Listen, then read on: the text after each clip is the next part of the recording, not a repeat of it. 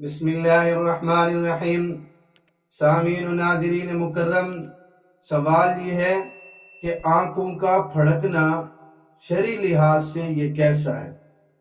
بعض لوگ یہ سمجھتے ہیں کہ بائیں آنکھ پھڑکے تو یہ کوئی مصیبت آنے والی ہوتی ہے اور دائیں آنکھ پھڑکے تو یہ کوئی خوشی آنے والی ہوتی ہے۔ الٹی آنکھ کے پھڑکنے سے مصیبت آنے کی طرف اشارے کا عقیدہ رکھنا اور دائیں اور سیدھی آنکھ پھڑکنے سے کسی خوشی آنے کی طرف اشارے کا عقیدہ رکھنا شرعی لحاظ سے یہ کیسی بات ہے؟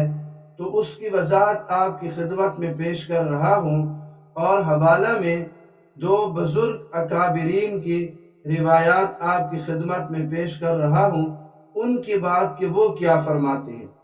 چنانچہ حکیم الامت مولانا محمد اشرف علی تھانوی رحمۃ اللہ علیہ نے اغلاط العوام میں لکھا ہے کہ شریعت مطہرہ میں آنکھوں کے پھڑکنے سے خوشی یا مصیبت آنے کا عقیدہ رکھنا درست نہیں ہے، یہ محض توہم پرستی ہے۔